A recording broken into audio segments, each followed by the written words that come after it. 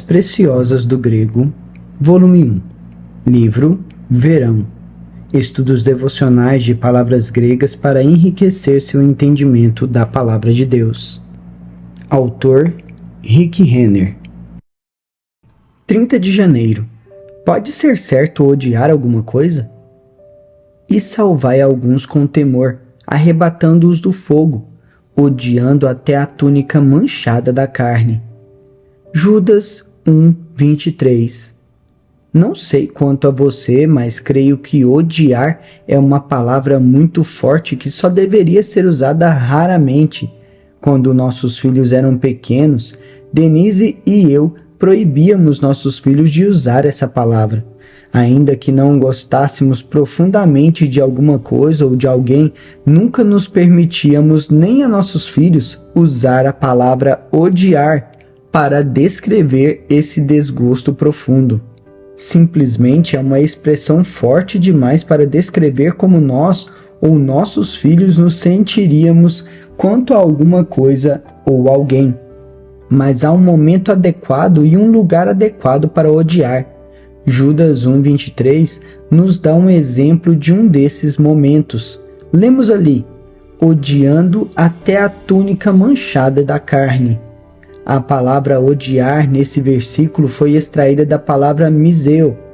Ela é uma das palavras mais fortes e violentas do Novo Testamento grego. Na verdade, ela é tão forte que transmite a ideia de um ódio que pode se tornar violento. Assim, quando Judas nos diz para odiarmos as túnicas manchadas pela carne, ele não está falando de um mero desgosto por alguma coisa. Ele está falando sobre uma aversão radical e violenta por alguma coisa. A palavra grega miseu é a mesma usada em Apocalipse 2:6 e 2:15, quando Jesus declara que ele odeia os atos dos nicolaítas. Pelo fato de a palavra miseu ser usada nesses versículos, a Bíblia nos diz categoricamente que Jesus não tinha prazer no que os nicolaítas estavam fazendo. Na opinião de Jesus, os atos e os ensinamentos deles eram repugnantes, desagradáveis, revoltantes e nauseantes. O Senhor Jesus tinha uma aversão profunda contra as atividades deles e achava seus atos abomináveis. Agora, a palavra grega miseu é usada em Judas 1:23, quando descreve até a túnica manchada da carne. A palavra túnica, da palavra grega kiton, era usada nos tempos antigos para descrever as roupas íntimas de uma pessoa.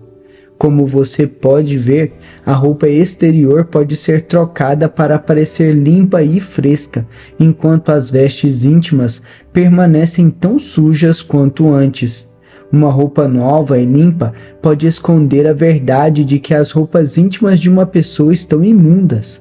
Mas esse disfarce não altera o fato de que ela tem um problema maior a ser resolvido. O pecado não é apenas um problema superficial e exterior. Se permitirmos que as atitudes e os comportamentos errados continuem em nossa vida, essa decadência moral eventualmente se infiltrará mais profundamente que a superfície e penetrará até nas partes mais profundas e mais ocultas de nossa alma. A contaminação pode começar como um problema exterior, do mesmo modo que a poeira solta pode sujar as vestes exteriores de um homem. Mas se essa sujeira nunca for limpa, ela começará a abrir caminho por todas as áreas da vida de uma pessoa até que ela esteja completamente contaminada. Quando isso acontece, Judas diz que a pessoa foi manchada pela carne. A palavra manchada é a palavra spilos. Ela significa manchar, macular ou contaminar. Essa pessoa poderia ter lidado com seus problemas morais antes que eles ficassem tão sérios. Por causa da negligência, ela permitiu que essa sujeira contaminasse toda a sua vida. Assim, a segunda parte desse versículo transmite esta ideia. e não lidem apenas com os problemas superficiais do pecado, revestindo-se com uma veste que esconde o quadro real. Sejam sinceros consigo mesmos quanto à sua verdadeira situação e sejam duros com o pecado, recusando-se a permitir que ele tenha acesso às partes mais profundas da sua vida. Se o pecado mergulhar tão profundamente abaixo da superfície, não demorará muito até que vocês estejam completamente contaminados e afetados por ele. É imperativo que entendamos as consequências do pecado e que aprendamos a odiar até o menor vestígio da sua presença em nossa vida. Se não lidarmos com o pecado enquanto ele ainda é um problema pequeno e superficial, ele se tornará um problema muito mais profundo e muito mais difícil de resolver. Assim, antes de fazer qualquer outra coisa hoje, peça ao Espírito Santo para abrir seus olhos para as áreas da sua vida que precisam de atenção e correção. Ele as apontará amorosamente para você e depois lhe mostrará como mudar. Então, faça esta oração comigo hoje. Senhor, ajuda-me a ver o pecado como tu o vês para que eu não o tolere em minha vida. Sei que enquanto eu vir o pecado apenas como um erro ou uma fraqueza, serei tentado a tolerá-lo. Portanto, peço que me ensines a ver o pecado exatamente como tu o vês, para que meu desejo de mudar aumente. Espírito Santo, ajuda-me a ver a verdade e a conhecer os passos adequados que preciso dar a fim de fazer as mudanças necessárias. Assim eu oro em nome de Jesus. Faça esta confissão comigo. Confesso que entendo as consequências do pecado e que odeio até o menor vestígio dele em minha vida. Lidarei com o pecado enquanto ele ainda é um problema pequeno e superficial, para que ele nunca se torne um problema muito mais profundo.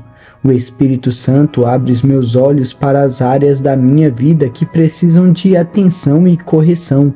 Ele me mostra amorosamente o que precisa mudar, e eu obedeço a ele voluntariamente enquanto ele me mostra como mudar.